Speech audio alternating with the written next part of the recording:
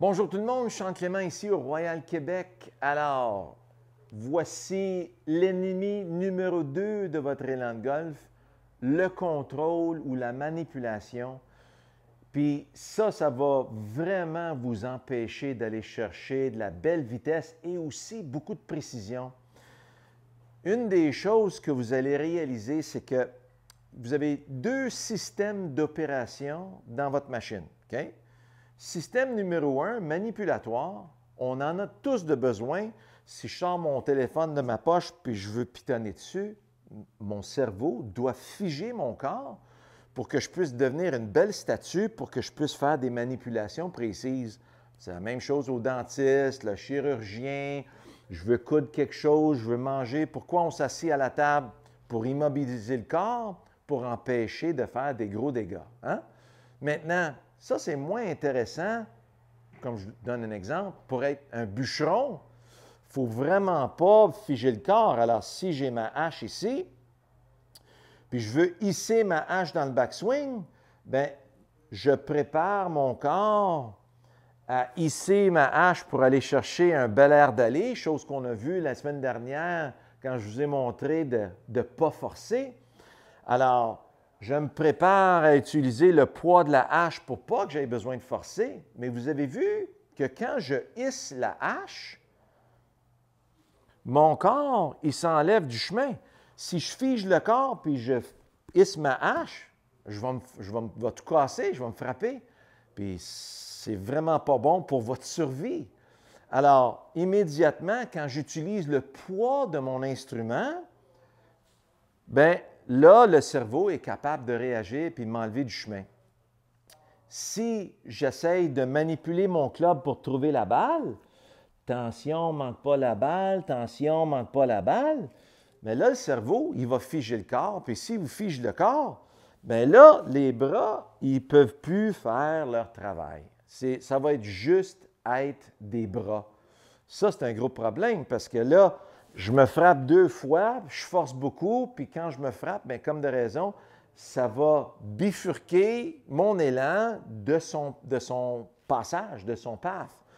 Alors, si je veux swinger librement, vous voyez comment mes bras, s'ils swingent librement de mes épaules, bien, mon club va avoir tendance à passer au même endroit tout le temps. Vous voyez que ça passe tout le temps par-dessus les trous que vous voyez là dans mon tapis. Alors, si j'ai un bras, puis je coupe de l'herbe avec un bras, bien, vous voyez comment je suis au bout de ma corde, puis ça devient très précis. Ça me donne un grand cercle qui passe toujours au même endroit. Vous voyez comment mon club, il passe toujours ici, puis je coupe toujours de l'herbe au même endroit, en dessous de mon épaule. Alors, si je fais un grand moulin, je laisse swinger mes bras librement, bien, vous voyez qu'en laissant swinger librement, mon corps s'enlève du chemin. Vous voyez comment mon épaule gauche est libre, puis mes bras sont libres dans le backswing. Puis, j'ai une belle liberté de mouvement de l'autre côté. Vous voyez comment mon bras droit est libre dans ce côté-là. Donc, on s'enlève, on s'enlève. On laisse swinger, on laisse swinger. Puis là, je m'aperçois avec mon cercle, mais mon club, il passe toujours au même endroit. Parfait. J'amène ça à la balle. On s'enlève du chemin. On s'enlève du chemin. Boum! La balle, elle s'en va dans une direction superbe. Alors, vous allez voir un excellent swing ici. Vous voyez, mon path, il s'en vient de l'intérieur. Là, je suis en train de swinger sur le côté opposé du tapis pour que j'aie de la place pour ma caméra. Alors, regardez bien ça dans mon play ici, dans mon replay. Vous voyez, la balle sort légèrement à droite.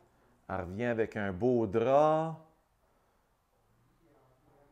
Puis, elle tombe tout près de ma ligne centrale. Alors, j'avais ici une balle à 181 carry. Puis, vous voyez que le side spin à 600 tours à gauche pour un fer, c'est très, très précis. Une belle vitesse de club à 93 000 à l'heure. Alors, puis, belle hauteur à 110 pieds. OK? Alors, c'est bien important de vraiment laisser l'air d'aller travailler sans obstacle. Hein? Alors, sans manipulation. Si je manipule, je vais avoir des obstacles. Alors, j'utilise le poids de mes bras puis de mon club, puis je laisse le poids des bras et du club faire son beau trajet ici, puis je vois où est-ce que ça passe. Puis une fois que je suis prêt, je m'installe. Je vois mon beau tracé déjà dans ma tête qui s'en va par-dessus mon point intermédiaire. Puis je laisse le poids de mes bras circuler librement dans les deux directions. On s'enlève du chemin, on s'enlève du chemin. Vous avez entendu le beau contact avec ça? La balle, elle vient juste de tomber une dizaine de pieds à droite de ma cible. OK? Alors donc, on n'essaie jamais de manipuler son club. On veut tout simplement laisser le club travailler dans la direction où on veut que la balle sorte. Dernière petite chose au niveau de la technique. La boule de vos hanches puis la boule de vos épaules sont parallèles l'une de l'autre. D'accord? Alors, la cage thoracique, elle, est réunie au bassin avec la colonne vertébrale. Puis, c'est pour qu'on se promène comme Quasimodo. Mes épaules sont assises sur ma cage thoracique, puis la boule des épaules, bien là, je suis capable d'avoir une belle liberté de mouvement. Mais si je ne bouge pas, je vais juste me taper. Alors, la boule des hanches est pluguée en dessous de mon bassin. Alors, maintenant, je réunis mes mains pour prendre ma prise. Mes mains vont toujours avoir tendance à swinguer parallèle au socket des hanches puis des épaules. Alors, si je prends ma machine puis je l'enligne par là, puis je laisse swinguer mes bras librement, vous voyez que mes bras ont tendance à swinguer parallèle à mes pieds. Même ça, je m'en viens par ici. Pour aller droit avec le tapis, il faudrait que je me change de direction puis je fasse une manipulation.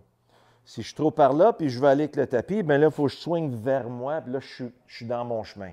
Alors, l'enlignement des pieds, quand vous prenez votre enlignement sur le parcours, enlignez votre tracé de club.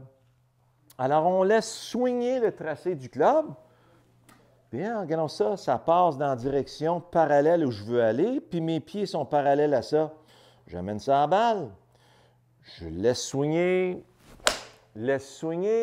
et voilà, ça s'en va dans la direction où je veux que la balle sorte. Puis vous allez voir que ça va toujours avoir tendance à tomber tout près du centre. Alors, le centre de ma machine, entre mes deux clavicules, regardez où est-ce que mon club veut couper de l'herbe. Il veut toujours couper de l'herbe à partir de la balle. Parfait. Ôte-toi de là. Ôte-toi de là. Alors, hey! Sorry, I thought you weren't recording. You are, right? Yeah. No worries. Where have you been today? Just working out. I was working Oh, out. yeah, good. Workout with Moo, and now I'm going to hit balls. Okay, very good. Excellent. Enjoy. Thank you. All right. Alors, donc, une fois qu'on est installé, on voit le tracé du club, puis on voit que ça matche avec la direction où on veut aller. Là, on a juste à s'enlever du chemin,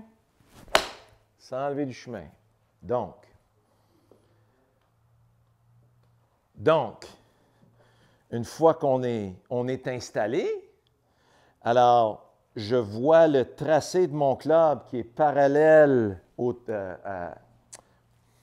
voyons. Alors donc, j'installe ma machine pour que mon air d'aller, mon momentum s'en aille dans la direction où je veux que la balle sorte. Je vois que ça passe par-dessus ma balle puis mon point intermédiaire, puis je vois que c'est parallèle à mes pieds. Ça va justement vous donner un bel aperçu de si vous êtes enligné proprement ou pas. Alors, si on s'installe trop à droite, puis on essaye de passer par-dessus la balle puis le point intermédiaire, bien, je vois que mon tracé, présentement, il s'en va à travers mon stance. Alors, je veux qu'il soit tout simplement parallèle à mon stance. Une fois qu'on est installé, là, le reste, c'est on s'enlève du chemin, on laisse swinguer les bras librement à travers l'arc qui est établi alentour de notre point central. Ôte-toi de là. Ôte-toi de là. Bing, en plein dans le centre, direct sur mon objectif. Là, j'étais à 2 pieds de ma ligne centrale. Alors, amusez-vous avec ça, puis on se revoit à la prochaine.